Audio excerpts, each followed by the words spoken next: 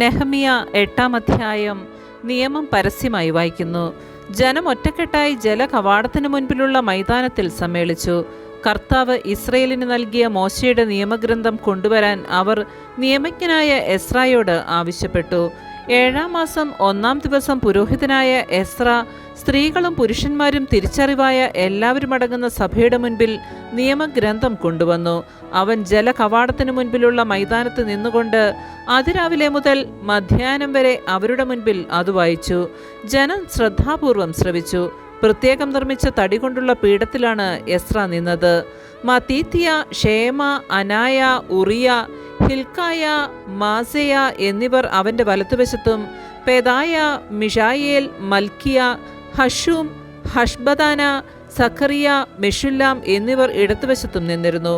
ഉയർന്ന പീഠത്തിൽ നിന്നുകൊണ്ട് എല്ലാവരും കാൺകെ അവൻ പുസ്തകം തുറന്നു. അവർ എഴുന്നേറ്റ് നിന്നു. എസ്ര അത്യുന്നത ദൈവമായ കർത്താവിനെ സ്തുതിച്ചു.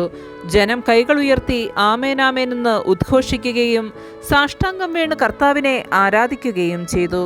യശുവ, ബാനി, ഷെർബിയ, യാമിൻ, അക്കൂബ്, ഷബത്തിയ, ഹോദിയ, മാസേയ, കെലീത്ത, അസറിയ, യോസാബാദ്, ഹനാൻ, പെലായ എന്നീ ലേവ്യർ സ്വസ്ഥാനങ്ങളിൽ നിന്നുകൊണ്ട് ജനത്തെ നിയമം മനസ്സിലാക്കാൻ സഹായിച്ചു.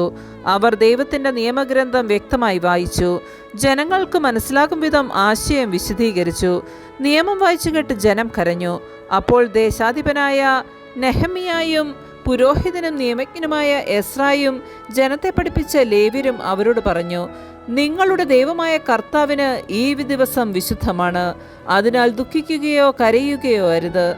അനന്തരം അവൻ അവരോട് പറഞ്ഞു, നിങ്ങൾ പോയി വിഭവസമൃദ്ധമായ ഭക്ഷണവും മധുര വീഞ്ഞും കഴിക്കുക. ആഹാരമില്ലാത്തവന് ഓഹരി കൊടുത്തയക്കുകയും ചെയ്യുക. ഈ ദിവസം കർത്താവിന് വിശുദ്ധമാണ്. നിങ്ങൾ വിലപിക്കരുത്. അവിടുത്തെ സന്തോഷമാണ് നിങ്ങളുടെ ബലം. നിശബ്ദരായിരിക്കുവിൻ. ഈ ദിവസം വിശുദ്ധമാണ്. വിലാപമരുത് എന്ന് പറഞ്ഞ് ലേവ്യർ ജനത്തെ ശാന്തരാക്കി. കാര്യം ഗ്രഹിച്ച് എല്ലാവരും ഭക്ഷണപാനീയങ്ങൾ കഴിക്കുവാനും ഓഹരികൾ എത്തിച്ചു കൊടുക്കുവാനും ആഹ്ലാദിക്കുവാനും വേണ്ടി പിരിഞ്ഞുപോയി.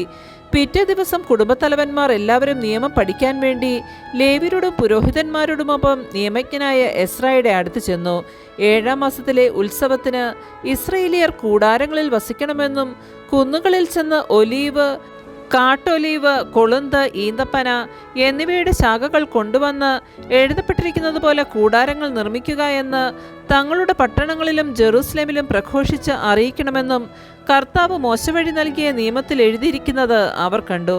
അവർ ചെന്ന് അവ കൊണ്ടുവരികയും തങ്ങളുടെ മേൽപ്പുരയിലും മുറ്റത്തും ദേവാലയ അങ്കണത്തിലും ജലകവാടത്തിലും എഫ്രായിം കവാടത്തിനും സമീപമുള്ള മൈതാനങ്ങളിലും കൂടാരങ്ങൾ നിർമ്മിക്കുകയും ചെയ്തു.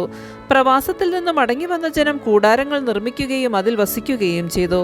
അവർ വളരെ സന്തോഷിച്ചു. കാരണം നൂനിന്റെ പുത്രൻ ജോഷുവയുടെ കാലം മുതൽ അന്നുവരെ ഇസ്രയേൽ ജനം ഇപ്രകാരം ചെയ്തിരുന്നില്ല. ഉത്സവത്തിന്റെ ആദ്യ ദിവസം മുതൽ അവസാന ദിവസം വരെ എന്നും അവൻ ദൈവത്തിന്റെ നിയമഗ്രന്ഥം വായിച്ചു കേൾപ്പിച്ചു. 7 ദിവസം അവർ തിരുനാൾ ആഘോഷിച്ചു. നിയമമനുസരിച്ച് 8-ാം ദിവസം ഒരു മഹാസമ്മേളനവും ഉണ്ടായിരുന്നു. ആമേൻ. പരിശുദ്ധ പരമാ ദിവ്യകാരുണ്യത്തിന് എന്നേരവും ആരാധനയും സ്തുതിയും പുകഴ്ചയും ഉണ്ടായിരിക്കട്ടെ.